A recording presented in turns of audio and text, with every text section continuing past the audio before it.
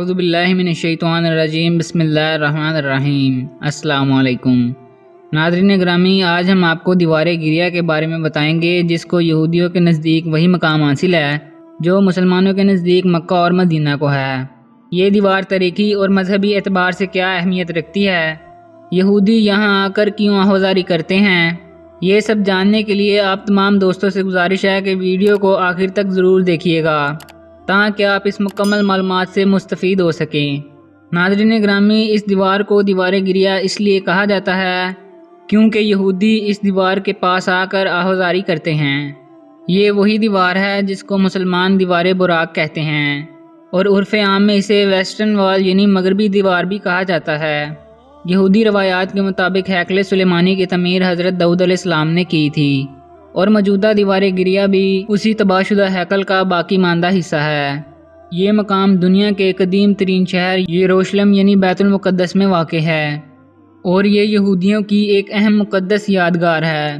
اس کے قریب ہی یہودیوں کی ایک اور مقدس ترین عبادت گاہ ہے جسے بنیادی پتھر بھی کہا جاتا ہے۔ متعدد یہودی ربیوں کے مطابق اس مقدس پتھر پر کوئی یہودی پاؤں نہیں رکھ سکتا، جو ایسا کرتا ہے وہ عذاب میں مبتلا ہو جاتا ہے۔ یہودیوں کے عقیدے کے مطابق یہ پتھر دیوار گریہ کے بالکل مخالف سائڈ پر واقع ہے، لیکن مسلمان اس دیوار کو مسجد اقصیٰ کا حصہ قرار دیتے ہیں۔ دراصل مسلمان اس دیوار کو اس لیے مقدس سمجھتے ہیں کیونکہ دیوار کو واقعہ معراج سے نسبت ہے۔ معراج کی رات رسول اللہ صلی اللہ تعالیٰ علیہ وآلہ وسلم کا براق اسی مقام پر آ کر رکا تھا۔ اسلامی روایات کے مطابق ہیکل سلیمانی حضرت داؤد علیہ السلام نے تعمیر کرنے کا منصوبہ بنایا تھا۔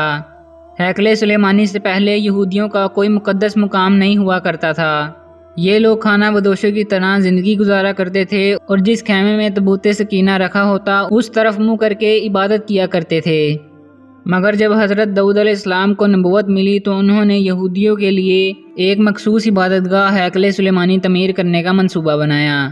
اس منصوبے کی تکمیل حضرت سلیمان علیہ السلام کے دور میں ہوئی، اور اس کی تعمیر میں جنات اور انسانوں دونوں نے حصہ لیا۔ یہودی اسی ہیکل سلیمانی کو اپنی عبادت کا مرکز سمجھتے رہے، اور اسی مرکزی عبادت گاہ میں تابوت سکینہ رکھا گیا۔ اس ہیکل میں صرف بعض سرفراز کو جانے کی اجازت تھی۔ حضرت سلیمان علیہ السلام کی وفات کے بعد یہ قوم سرکش ہو گئی اور راہ راست سے بھٹک گئی۔ اللہ تعالیٰ کی طرف سے اس قوم پر انبیاء کرام مبعوث ہوتے رہے، مگر اس قوم کی سرکشی ختم نہ ہوئی۔ ان کی سرکشی کا عالم یہ تھا کہ انبیاء کرام علیہ السلام کو بھی شہید کر دیا کرتے تھے۔ پھر اللہ تعالیٰ کی جانب سے ان پر عذاب مسلط کیا گیا، اور بخت نصر جو کہ بابل کا بادشاہ تھا، اس نے تل ابیب کے علاقے پر حملہ کر دیا اور آدھے سے زیادہ یہودیوں کو قتل کر دیا، اور باقی یہودیوں سے کہا گیا کہ اپنے ہاتھوں سے اپنے مقدس عبادت گاہ کو مسمار کرو۔ چنانچہ ایسا ہی ہوا، اور اس نے ہیکل کی تباہی کے بعد ساری یہودی قوم کو غلام بنا لیا، اور ہیکل میں موجود تابوت سکینہ کو ساتھ لے گیا۔ تابوت سکینہ چونکہ یہودیوں کے نزدیک ایک مقدس تابوت کی حیثیت رکھتا تھا، جسے یہودی قوم برکت حاصل کرنے کے لیے استعمال کرتی تھی۔ بخت نصر نے اس تابوت کی بے حرمتی کی۔ اس وقت چونکہ دنیا میں یہودیت مذہب برحق تھا، اس لیے بخت نصر پر اللہ تعالیٰ کا عذاب نازل ہوا، اور اس کی سلطنت پر حضرت ذوالقرنین علیہ السلام نے حملہ کر دیا۔